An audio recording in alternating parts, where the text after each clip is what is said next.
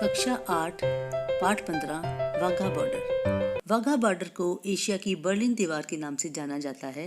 भारत और पाकिस्तान को परस्पर जोड़ने वाला यह बॉर्डर जीटी रोड पर स्थित है, जिसके एक ओर लाहौर तथा दूसरी ओर अमृतसर नामक प्रसिद्ध नगर हैं। यह बॉर्डर अमृतसर से करीब 33 किलोमीटर की दूरी पर स्थित है। अमृतसर से वाघा जाते समय खालसा कॉलेज, गुरु नानक देव विश्वविद्यालय के अतिरिक्त चेहरटा, खासा व अटारी नामक गांव आते हैं। अटारी में मुख्य सड़क पर शहीद श्याम सिंह अटारी की आदमकद प्रतिमा सैलानियों के आकर्षण का केंद्र है। नेशनल हाईवे अथवा शेरशाह सूरी मार्ग, जिसे प्रायः जीटी रोड भी कहा जाता है, के रास्ते वाघा बॉर्डर पहुंचने के लिए अमृतसर से करीब 1 घंटा लगता है। निजी वाहन अथवा सैलानी गाड़ियों या फिर ऑटो रिक्शा द्वारा भी यहाँ पहुँचते हैं। आज़ादी के पहले अंग्रेज़ी साम्राज्य के समय वाघा गांव ब्रिटिश पंजाब की लाहौर डिवीज़न में स्थित था। 1947 में विभाजन के बाद यह गांव भारत और पाकिस्तान में बंट गया। दोनों देशों के बीच एकमात्र यातायात मार्ग होने के कारण 1947 के बाद कुली इस बॉर्डर के रास्ते सामान लाने और ले जाने का कार्य करते रहे हैं। भारत व पाकिस्तान के स्वतंत्रता दिवस पर क्रमशः 14 व 15 अगस्त को दोनों देशों के अमन पसंद नागरिकों ने वाघा बॉर्डर पर मोमबत्तियां जलाकर पारस्परिक स्नेह व सौहार्द का इजहार किया था। यह भारत व पाकिस्तान के समझौते के रूप में जनता के बदले हुए मन की प्रतिक्रिया स्वरूप था। पहले भी मोमबत्तियां जलाकर आधी रात को शांतिमय जश्न होते रहे हैं। वैसे भी दोनों देशों की आम जनता द्वारा भारत पाक के बीच व्यापार को उत्साहित करने के लिए वाघा बॉर्डर पर यातायात मार्ग को खोलने संबंधी आवाज़ उठाई गई है।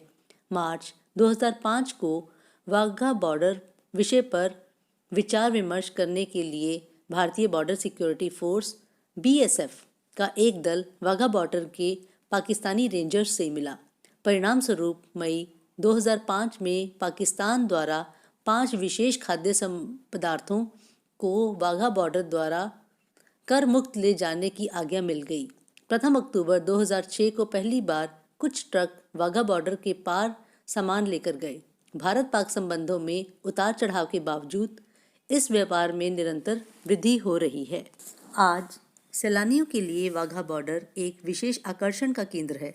हर रोज सायं झंडा उतारने रिट्रीट की रस्म होती है, जिसे देखने के लिए भारत व पाकिस्तान के सैलानी अपने अपने देश की गैलरी में इकट्ठे होते हैं।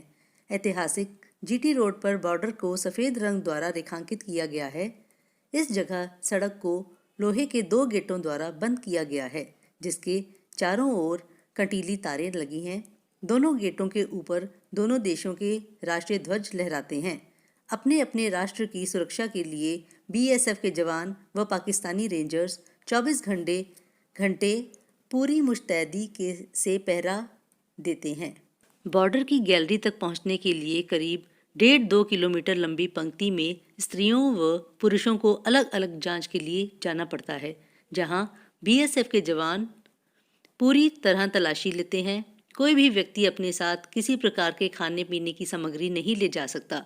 औरतों को अपने बड़े पर्स ले जाने की आज्ञा नहीं है। फ़ोन व कैमरे ले जाने की आज्ञा है, परंतु फ़ोन जैमर लगे होने के कारण ये कार्य नहीं करते।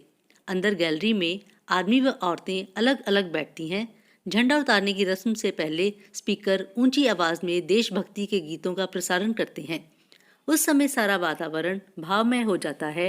लोग जाति, धर्म, भाषा, भेदभाव को भूलकर पूरी तरह राष्ट्रीयता के रंग में रंग जाते हैं। इनमें अधिकांश स्त्रियां होती हैं, जो अपने भावों को नृत्य द्वारा भी प्रकट करती हैं।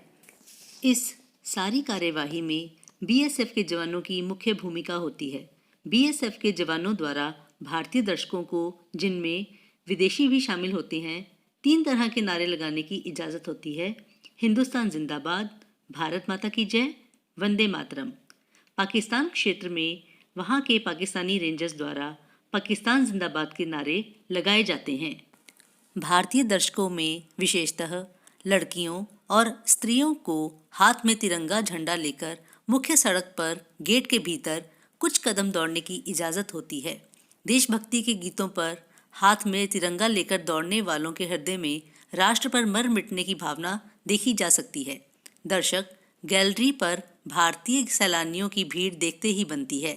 मुख्य द्वार के दोनों ओर बनी गैलरियों में 4000 लोगों के बैठने की क्षमता होती है, लेकिन वहां लगभग 8000 लोग एकत्र हो जाते हैं। रिट्रीट की रस्म प्रायः सायं 5:30 बजे आरंभ होती है और करीब आधे पौने घंटे बाद पूरी हो जाती है। इससे पूर्व बीएसएफ के जवान पूरे उत्साह व जोश के साथ परेड में हिस्सा लेते हैं और पूरे वेग से अपने बूट धरती पर मारते हैं। उस समय दर्शक तालियां बजाकर सैनिकों की हौसला अफजाई करते हैं। झंडा उतारते समय लोहे के दोनों गेट खोल दिए जाते हैं। दोनों देशों के सैनिक एक दूसरे से हाथ मिलाते हैं व धीरे धीरे दोनों देशों के जवान संगीत की मधुर ध्वनि में अपने अपने देश के झंडे उतार कर संभाल लेते हैं और गेटों को पुनः बंद कर दिया जाता है। पंजाब के मानचित्र पर स्थित अमृतसर, जहां धार्मिक स्थान हरिमंदिर साहब व ऐतिहासिक स्थान जलियांवाला बाग हो, वहां वाघा बॉर्डर को झंडे उतारने की रस्म के तौर पर ही जाना जाता है।